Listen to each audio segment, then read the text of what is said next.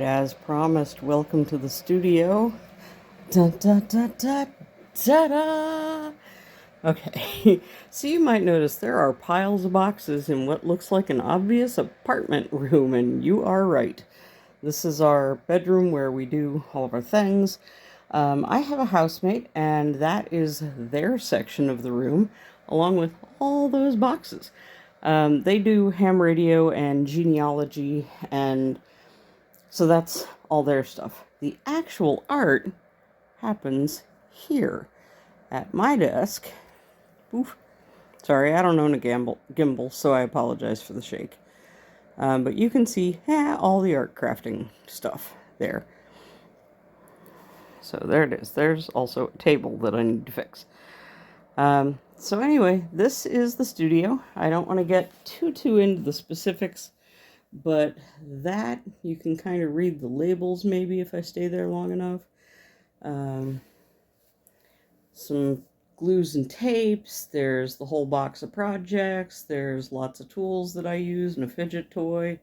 That's my drying rack where I put things to dry off. That's a poster I made because I was too cheap to buy the one I saw on Amazon. That's the project board with all the boards, with all the projects. There's a couple of finished projects. That's where most of the paint and acrylics and brushes live. And then down under the desk, we have that black mass is a sewing machine.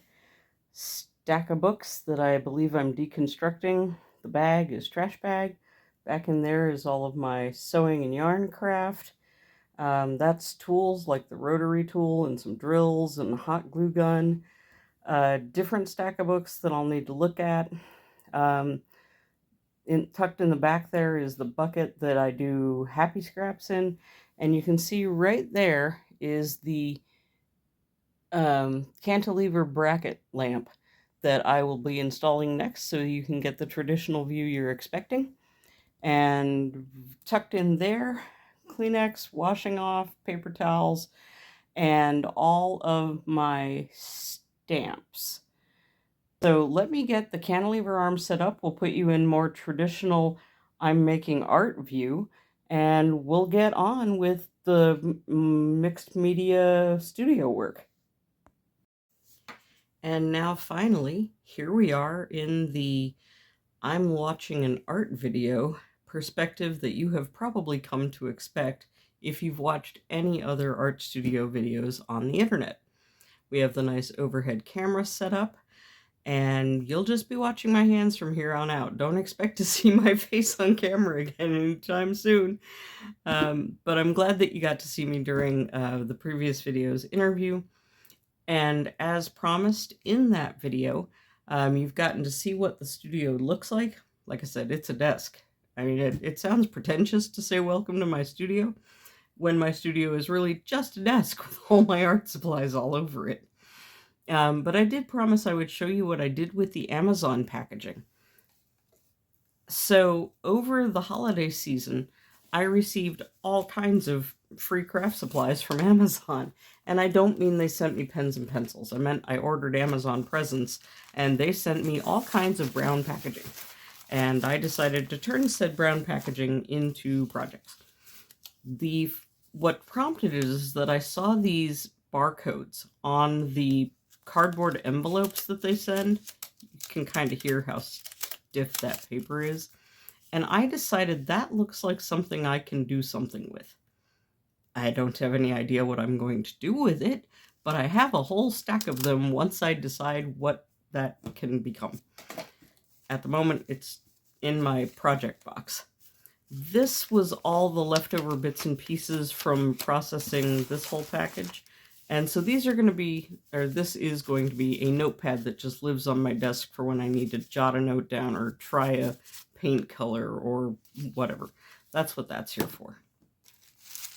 But this was kind of the bulk of what happened. When they send you packages, especially if the box is bigger than the item, they tend to send these really long reams of crinkly brown paper. And I love the feel of it. It's a really interesting texture. So, let's see, what was the easy one? the simplest one, they're perforated. Let's start there. And so once you tear off the perforations, and you can see along the top edge here that they're perforated, you get a piece that's about like this. And they're often glued together down the middle. So by sewing in the ditch like that, it allowed me to have several pages of these. And so I made a series of these. It's a simple binding. I went in and out like 3 times and then wrapped the stitching around the back. And then on my centermost page, you can see where I tied it together. That's all I did on this one. So that's one. I keep wanting to call them folios. I spent a lot of time in theater. I don't know what first folio means, to those of you who are art theater, drama students, acting, theater people. You probably know what first folio means, but I've always referred to these as folios when you take a book apart. You unglue things and unstitch things and you get a series of folios. Well, I've learned from the couple of How to Make a Journal Yourself pages that these are called signatures in the bookbinding world. And I told that to my partner who's a librarian, that's what they were called. And he said, interesting, because in the library world, we call them something else. And I think he said series. I believe he said these are called series. But the bookbinding community calls these signatures. So I made one signature, and then I made like 8 more signatures because they had given me a ton of this paper. And so you can see this a lot fatter. And I did a single stitch, single stitch, single stitch here, and it's just barely through the edge. So if I ever want to rip the whole thing off, just yoink, I can do that, and it's only held on by those 2 little bits, or 3 little bits. But it's holding the entire journal together. And so this could have a cover put on it and become an actual book. It's never going to lay quite flat because you do lose a little bit in the ditch there because of how this one's bound. Then this one, same problem. You're always going to lose the amount of the binding here. However, this one, I want to say that there were rips and tears. Like this was from where they ripped the whole piece off to throw it in your box. And so I had to trim all the edges that were up here. So I did this thing, and then wherever I had a clean spot at, I sewed them all together at that clean spot, and then trimmed it so I only had this little bit left. So you can see how they're not quite the same size as the other ones. This one was a simple just in, out, in, out, in, out stitch that I wrapped around the corner, wove through the stitch on the front, and then tied together at the back. And it's just, the same thing, but I love the texture of that paper. I have no plans for these. I just wanted to, I told you I would show you what I made. That's what I made. With this one, I got all fancy and schmancy with it. Someone sent me these little wood buttons that have all this art on them. I don't know how they did the art. They're really pretty. I don't know what purpose I would ever put them to. Clearly, I've put 2 of them to this purpose. I have a handful more. I think they came in an artist trading card trade that I did. So anyway, I took some cheap twine that I bought at the $1.50 tree and learned how to do this, not well as you can see. Rounded the edges a little. I got all fancy with it. And these are the more cardboard-like envelopes that they send. You can clearly see it's, ooh, I missed a sticky. You can clearly see it's Amazon. There's still some of that mess going on. At one point, I had pulled a label off one of them, and it left a lot of sticky, so I took textured paste and went, and now it's not sticky anymore. Now it has that textured paste feel, which I'm not loving. But I think I can come through with like a really fine grit sandpaper and make it feel not icky, but also not sticky, which was the point. And so there's some over here. I did, during a test film, run something over it to try and get some of those rough edges off, and that did make it a lot better. So I think some light sanding will fix that. it doesn't really matter. Eventually, I think this will probably be covered in acrylic paint, and then it really seriously won't matter at all. I committed to being part of Reluctant Art Journal over on Makers. I don't remember what it's called. I'll put a link. And this is too big. I can't. I am so reluctant that I looked at the size of this and went, nope. So this will not be my Reluctant Art Journal. But at some point I will find a use for it. I think it came out really nice. I put a little bit of effort into it, tried to make it all fancy and cute. Tuck that behind that cat. And we'll tuck this one around over here and behind that cat. And then wrap it around the thing. Yeah, so I don't know. Eventually it'll become something. This is the story of my life. Eventually it'll become something. One more thing. And this is the journal that I showed you in the intro video.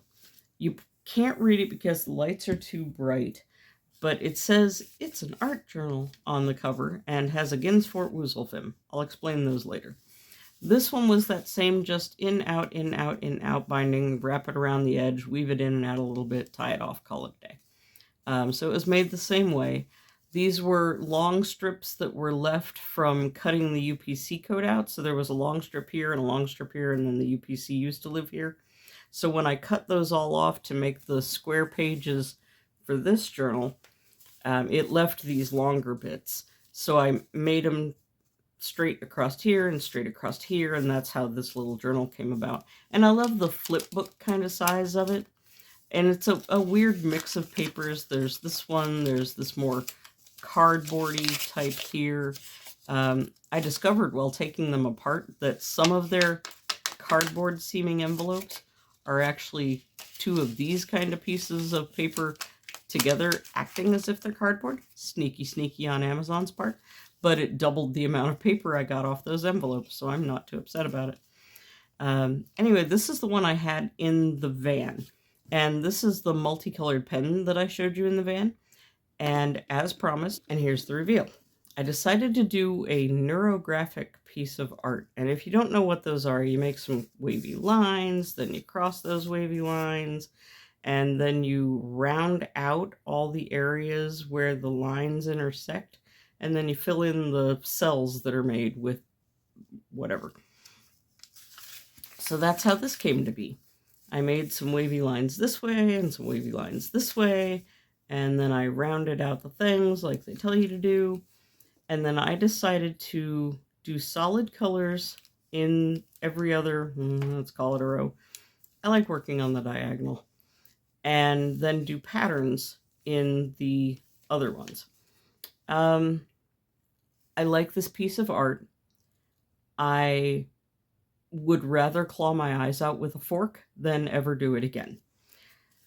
There's something about repetitive art, and by that I mean things like counted cross stitch, diamond painting, latch hook rugs, anything where you're doing the same thing over and over. It does not calm me. It raises my blood pressure. I would rather claw my eyes out with a fork. And that's how this felt to me. This did not bring me peace at all. That said, it is lovely. I really enjoy how this pen, and maybe this is all ballpoint pens, but it's definitely this pen, interacts with this paper. If you can see that, I'll move it around here in the light some. There's this metallic shimmer going on, and I love that effect. I think that's fantastic. I would never have expected to be able to get that with a ballpoint pen. I did, however, run out of green, and so this diamond, and this cell were completed with a 4-color Bic pen that had green in it. To me, they're identical enough, even in this lighting, that I'm not sure anyone would know that these weren't the same pen if I didn't tell them. So it's a lovely piece of art. I will almost certainly keep it. I think it's beautiful. And if I don't decide to keep it, it used to be an Amazon bag. I could set it on fire tomorrow. It wouldn't make any difference. But I like the size of this journal, so this will probably become my reluctant art journal. And when I'm in my van or I reluctantly want to commit some art, this will probably be where it happens at, because this feels achievable to me. I can just put it on some paper nobody cares about. I could paint or draw or doodle or whatever in here, and it doesn't mean anything. It didn't cost anything, and it's not a huge commitment, which is part of why I started artist trading cards, because they're approximately this size-ish, and they're, again, nobody cares, you know?